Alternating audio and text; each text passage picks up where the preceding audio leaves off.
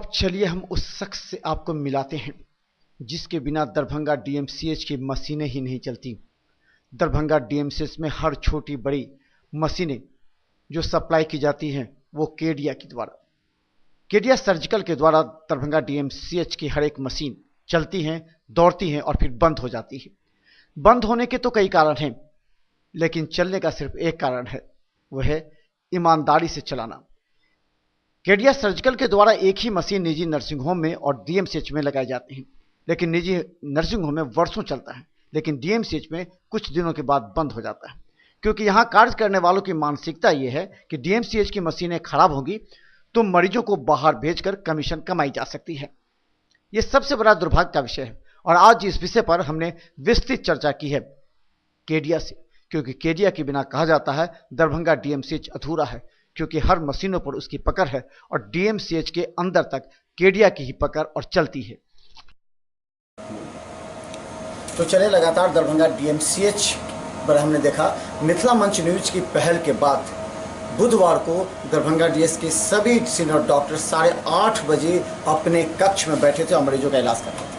ये मिथिला मंच न्यूज की बड़ी पहल है और हम उसके बाद हमारा ध्यान कल ही हमने कहा था दरभंगा डीएमसीएच में जो मशीन पर हैं जिसका उपयोग गरीब मरीजों के लिए होना चाहिए था वो नहीं हो पा रहा है। कई खामियां हैं, या तो जब मशीन लगाई गई तो टेक्नीशियन नहीं दिए गए, मशीन लगाई उसके बाद जाँच नहीं हुए, कई मशीन ऐसे थे जो लगते ही खराब हो गए, कई मशीन ऐसे 500 से 1000 रुपये की काम है उसके वजह से पेंडिंग पड़ा हुआ है। तो कई ऐसी समस्याएं हैं जो गरीब मरीजों के होना चाहिए, लेकिन नए अधीक्षक के आने के बाद आशा जगी है और उन्होंने भी कहा है कि ऐसे मशीन हमारे साथ दरभंगा डीएमसीएच में एक महत्वपूर्ण व्यक्ति हैं जो केडिया जी, जिनके बारे में कहा था कि दरभंगा डीएमसीएच सारे मशीनों को पर इनकी पकड़ है और वो जानते हैं कि कौन से मशीन कहाँ उपयुक्त है, कहाँ लगाना है, कहाँ हटाना है और सारे मशीन का एएमसी भी करते हैं। सबसे पहले केडिया जी, आपने दरभंगा डीएमसीएच में कब से अपना योगदान दिया है? आपको डीएमसीएच में लगभग मैं 30 साल से काम कर रहा हूँ। 30 वर्षों से डीएमसीएच में मशीनों की आपूर्ति कर रहा हूँ और यहाँ जितनी भी मशीनें हैं हमको लगता है कि संस्थान में बिहार की तुलना में काफ़ी मशीनें लगी हुई है जिससे कि मरीजों को पूरा लाभ दिया जा सकता है। अब आप कहेंगे कि मशीनें खराब है, एएमसी लेते हैं, तो मशीन चलाने के लिए 4-5 महत्वपूर्ण चीज़ें हैं। एक तो बिजली का जो यहाँ पर प्रॉब्लम है, वोल्टेज का जो फ्लक्चुएशंस है, उसके कारण दुनिया भर की मशीन आज बनती है और कल पुनः जल जाती है और उसके लिए जब हम लोग कुछ कहते हैं तो वो लोग कहते हैं कि हमारे कंट्रोल के नहीं है, बिजली विभाग इसको करेगा। दूसरी बात, किसी भी मशीन को चलाने के लिए उसके बिहाइंड द आदमी होना चाहिए जो कि ट्रेनअप हो और मशीन को चलाए और उसका जो रख रखाव है डे टू डे का, साफ करना है, झोल लग गया है, उसको देखिए। तीसरा प्रॉब्लम जो पाया है, चूहों की इतनी तादाद है जिसके कारण आए दिन मरीजों का अवतार कर जाता है और चूहा जो यूरिनेट कर देता है बोर्डों पर, वो बोर्ड खराब हो जाते हैं। इसके लिए डीएमसीएच के अंदर में चूहा के लिए एक डिवाइस आया हुआ है।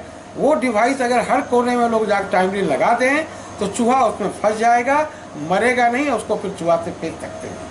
इससे कम से कम 70% चूहे जरूर कम हो जाएंगे। तो सवाल है कि जो लोग काम कर रहे हैं वो पहले ये इच्छा बनाएं कि हमको ये मशीन चलानी है। प्रशासन जब चाहेगा तो संवेदक किसी भी स्थिति में मशीन को चलाने के लिए मजबूर है और ठीक करने के लिए मजबूर है। खासकर हमने देखा है कि एक समय में बड़ी बड़ी मशीनें लग गई और उसमें बड़े गर्व से हम कहते थे कि डीएमसीएच में जो मशीनें हैं वो उत्तर बिहार में नहीं है, पटना तक में नहीं है, ऐसी मशीनें लगाएगी। क्योंकि यहाँ पर डीएमसीएच में इस बात के सभी जानते हैं कि यहाँ कमीशन होता है, मशीनें लगा दी जाती हैं, लेकिन क्या मशीन लगाने से पहले टेक्निकल हैंड को ट्रेनिंग दे करके रखा जाता है या उन्हें बताया जाता है कि ये मशीन चला करके मरीजों के लिए उपयोग में आ जाए? तो ये मशीन लगने से पहले ये क्यों नहीं होता कि टेक्निकल हैंड को ट्रेनिंग? ऐसा है, जब भी मशीन लगाई जाती है तो उसका डेमोन्स्ट्रेशन परिचालन करके दिखलाया जाता है और उस समय जो उनके पास उपलब्ध आदमी आते हैं वो कहते हैं हम सीख गए, इसको हम चलाएंगे। बाद में वो आदमी कहाँ जाते हैं और कितना दायित्व निभाते हैं इससे हमारा कोई कंसर्न नहीं करता है, लेकिन हम टाइम टू टाइम उनको मदद करते हैं और बल्कि उनको कहते हैं कि जो भी सपोर्ट हमसे चाहिए हम 24 घंटा देने के लिए तैयार हैं, लेकिन हमें यह मालूम होना चाहिए नहीं। अब रहा कुछ मशीनें जिसमें कंज्यूमेबल्स लगेगा, वो कंज्यूमेबल्स कम हो गया तो आदमी उसका रिक्विजिशन दे, स्टोर से मंगाए तो स्टोर उसको उपलब्ध कराएगा। स्टोर की मंशा रहती है कि हम उपलब्ध कराएं, लेकिन उनको डिमांड नहीं आती है। बहुत लोग इसलिए मशीन को नहीं चलाते हैं कि हम चलाएंगे तो हमको ड्यूटी करना पड़ेगा। अब लाइक वेंटिलेटर एक ऐसी मशीन है जो कि आवश्यकता पड़ने पर मरीजों को प्राण तक देती है। वो मशीन में हो सकता है कि 10 दिन कोई मरीज नहीं आए, लेकिन वेंटिलेटर में जब मरीज को रखना है तो उसके टेक्निकल स्टाफ, इवन चिकित्सक को उस पर मॉनिटरिंग करनी होगी, तभी वो वेंटिलेटर रखने से फायदा होगा, अदरवाइज नहीं होगा। तो इसके लिए तो हम नहीं कह सकते हैं कि कौन रेस्पॉन्सिबल है। अच्छा, यही मशीन आप निजी नर्सिंग होम में सप्लाई करते हैं तो आराम से चलता है, 10 वर्ष 5 वर्ष चलता रहता है। लेकिन क्या बात है कि दरभंगा DMCH में मशीन लगने के तुरंत बाद ही खराब हो जाते हैं? क्या बिचौलियों की इसमें चाहत है कि वो मशीन खराब हो जाए ताकि निजी नर्सिंग होम या निजी जगह उसका इलाज होता रहे? तो ये क्यों होता है कि वहाँ चलते हैं? अब सवाल है कि बिचौलियों के बारे में हम कुछ भी नहीं कहेंगे, लेकिन मैं ये जरूर कह सकता हूँ कि कार्य करने की इच्छा नहीं है लोगों में। अगर कार्य करने की इच्छा बना लेंगे, जैसे कि अभी जो नए अधीक्षक साहब ने जो ज्वाइन किया है, उनका एक ही नारा है कि हमें प्रॉब्लम नहीं, हमको उसको सॉल्व चाहिए कि वो कैसे सॉल्व होगा। और अधीक्षक साहब हमको जैसा लगा है कि दिन रात जो है तो इस बात के लिए तत्पर रहते हैं कि किसी भी तरह सिचुएशन ठीक हो और मशीनों का जो है सो मरीजों को लाभ मिले। तो हम लोग उस लाइन पर काम कर रहे हैं। जब इनकी इच्छा बनी हुई है तो हम लोग इनके साथ चल रहे हैं और उम्मीद करते हैं कि जितनी भी चीज़ें हैं 30 से 60 दिन के अंदर में हमारे अपने स्तर से जो भी चीज़ें हैं वो उसे हम करेंगे। अच्छा, अभी सबसे मुख्य मुद्दा है जो डॉक्टर कहना कि दो एक्सरे मशीन लगे हैं लेकिन वो ख़राब पड़े हुए हैं, जबकि एक्सरे बहुत ही ज़रूरत है। जब तक ऑर्थोपेडिक में या हड्डी में एक्सरे नहीं होगा तो उतना नहीं होगा। डिजिटल एक्सरे लगते ही ख़राब हो गए हैं। छोटा सा बात उसमें लिख करता है तो उसमें आप उस पर MC करके काम नहीं होता है। तो ये दोनों चीज़ ये कब तक ठीक हो जाएगी? ऐसा है कि मैं तो अभी दिन रात DMCH पे इसी बात का प्रयास कर रहा हूँ कि कहाँ क्या मशीन में प्रॉब्लम है, क्या टेक्निकल आदमी नहीं है, ये मैं अधीक्षक को जाके बताऊँगा। और हमको लगता है कि अधीक्षक से जो मेरी बातचीत हुई है, उन्होंने कहा करिया जी आप करते रहिए, जहाँ कोई प्रॉब्लम आप बताएंगे। लेकिन ये भी फैक्ट है कि जब तक दिल से इच्छा चलाने वाले की नहीं होगी, किसी का प्रयास सफल नहीं होगा। इसलिए इसके लिए काउंटेबल बनाना पड़ेगा आदमी को, जो उस मशीन को देख रहा है कि क्या रीजन है, क्यों नहीं काम हुआ, क्या अगर थोड़ा एक खराब है इसके कारण काम रुक सकता है? नहीं रुकेगा काम। जहाँ तक DMCH पे एक्सरे को बारे में मेरे को मालूम है, इमरजेंसी में एक एक्सरे लगी, जो सुनते हैं पिछली बार पानी आया तो वो मशीन डूब गई। BMSRG के द्वारा वो मशीन दी गई थी और डूबने से वो मशीन खराब है और कंपनी कहती है फिर से इतना पेमेंट दो तो मशीन हम बनाएंगे या फ्लोर को ऊंचा करना होगा। एक एक्सरे मशीन सर्जिकल ब्लॉक में लगी हुई है जो आज 9 साल से चल रही है, वो उसे मैं ही देख रहा हूँ और मैं दावे के साथ कहता हूँ कि 9 साल से वो मशीन पूरे DMCH को लोड को संभाली हुई है। DMCH का हेमोडायलिसिस मशीन लगे हुए आज 5 से 7 वर्ष हो गया। आप जाके देखेंगे एक दिन के लिए भी वो मरीज का काम नहीं रुका है, अनवरत काम होता रहता है। क्योंकि उसको करने के पीछे जो टेक्निकल लोग हैं वो दिल जान से मशीन से काम लेते हैं, उसका ख्याल रखते हैं।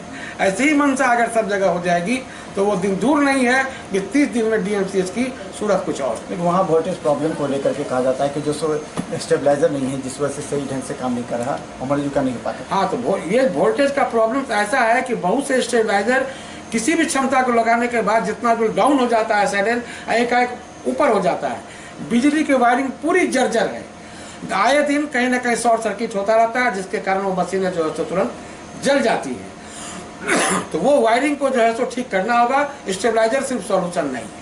अच्छा करिया जी, ये बताइए कि आप इतना दिन से कार्य कर रहे हैं, वोल्टेज प्रॉब्लम है, तो आखिर कौन सा, क्यों नहीं आप आपके अधीक्षक से अच्छी पैट बनती थी, चाहे डॉक्टर सुरेश नायक हो, तो सभी से आपकी पैट बनती थी, तो क्यों नहीं ये सब गंभीर मुद्दे पर जिसे मरीजों का विश्वास है DMCH, क्यों नहीं उसको ठीक करने के लिए आपने बल डाला, जिससे लाखों करोड़ रुपए के आपने मशीन लगाया, तो इस पर क्यों नहीं आपने कार्य किया? हमारा तो इंटरेस्ट होता है, चूंकि हमें मशीन चलेगी तभी AMC मिलेगा। तो चले, मिथिला मंच न्यूज का बुधवार को जो मिशन था, कहा जाता है कि हर शाख पर उल्लू बैठा है और DMCH के अंदर जहां हम पहुंचने वाले हैं अब, वहां कीचड़ ही कीचड़ है। और ये कीचड़ इस तरह है, कई लोग कहते हैं कि खाना में गड़बड़ी है, कई लोग कहते हैं कि जो एक छोटा सा अगर एक बल्ब नहीं है तो उसके लिए पैसे लिए जाते हैं। उसके अलावा कहें तो जो यहाँ पर जो जनरेटर काम करता है, जो बिजली का काम करता है, उसके मामला है, साफ़ सफाई का मामला है, छोटा सा जो मशीन जो वहाँ पर ठीक पड़ा हुआ है उसको चलाने में सक्षम नहीं है DMCH। तो ये बहुत बड़ा मामला है और इसे इतनी आसानी से, हमारे साथ केडिया जी हैं, चूँकि इनसे हम इसलिए इंटरव्यू भी ले रहे हैं कि इनको हर छोटी से बड़ी पहलू का ज्ञान है, क्योंकि ये दरभंगा डीएमसीएच को चलाए हैं।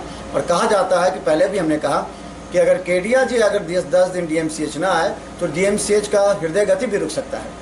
तो इस तरह ये जुड़े हुए हैं, हर एक चीज़ का उद्घाटन कराते हैं, लेकिन मशीनें खराब हो जाती है। उसका कारण ये है, एक तो वोल्टेज प्रॉब्लम है, दूसरा कि टेक्निकल हैंड्स नहीं, जिस वजह से मशीन पड़ जाती है। अंतिम सवाल ये प्रोफेशनली नहीं, आप दिल से जुड़े हुए हैं डीएमसीएच से, आपने बहुत कार्य किया है, आपको बहुत लोग योगदान भी मानते हैं, भले पैसा भी आप कमाए हैं, लेकिन डीएमसीएच की व्यवस्था को सुधारने के लिए दिल से आपका क्या प्रपोजल है, क्या सुझाव है? हम सुझाव जो होता जा रहा है, जैसे कि अभी 2-3 दिन पहले अधीक्षक के चैम्बर में बात आई कि मरीजों को ईसीजी नहीं हो पाता है, तो मैंने अधीक्षक को कहा कि ईसीजी मशीन साल में 15 लाख रुपए की आपके यहाँ बर्बाद होती है, फिर कागज़ भी लगता है, पेपर भी लगता है, तभी ईसीजी आपका नहीं हो पाता है। तो मैं अपना एक ऑफ़र दे रहा हूँ, 24 घंटा मेरा 3 आदमी गला में ईसीजी मशीन लगा के रहेगा और सिर्फ 25 रुपये पर ईसीजी मैं चार्ज करूँगा।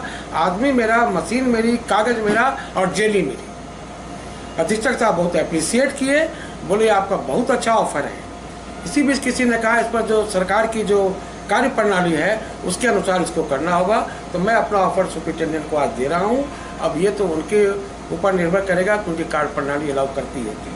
तो मैं हर तरह से डीएमसीएच के साथ जो भी प्रॉब्लम मैं जानता हूँ खुद को, उसको मैं दूर कर रहा हूँ और प्रशासन को मैं पूरी मदद करने के लिए तत्पर हूँ कि जो भी हो सकता है मैं तत्क्षण करने के लिए मन में दृढ़ विचार कर चुका हूँ और मैं करके आपको दिखाऊंगा। लेकिन जो थोड़ा सपोर्ट जो प्रशासन से जो चाहिए, जो कुछ लोगों को मन में चेतना जगानी होगी, कुछ काउंसलिंग करना होगा कि भाई तुम अगर 4 घंटा यानी योग करना पड़ेगा, मेडिटेशन कराना पड़ेगा। डीएमसीएच में एक प्रथा जो है प्रचलित है, सभी दबे जुबान से बोलते, कमीशन खोरी। हर जगह कमीशन है, चाहे वो सफाई विभाग, सफाई करने वाले एजेंसी से हो या फिर सिक्योरिटी गार्ड की एजेंसी से हो, चाहे आप मशीन लगाते हो तो जब तक कुछ चढ़ावा नहीं होता, ये प्रचलित शब्द है। आखिर नए अधीक्षक ने साफ कहा कि अगर ये कोई प्रणाली है तो उसको समाप्त कीजिए और उस पैसे को डेवलपमेंट में लगाइए। क्या मानते हैं? अधीक्षक साहब जो अभी आए हैं, मुझको बहुत खुशी है कि 45 साल के अनुभव के अंदर में हमने पहला अधीक्षक ऐसा पाया है कि जो उनको दिन रात डीएमसीएच ही सपना में दिखता है और वो चाहते हैं जो 1 घंटे का काम है वो आधे घंटे में हो। यहाँ तक वो कहते हैं कि पैसा अगर कोई नहीं देता है तो हम अपने पॉकेट से देने के लिए तैयार हैं। अब बहुत जगह पर उन्होंने पॉकेट से 2-2 हज़ार, 5-5, 10 हज़ार रुपया निकाल के दिया है।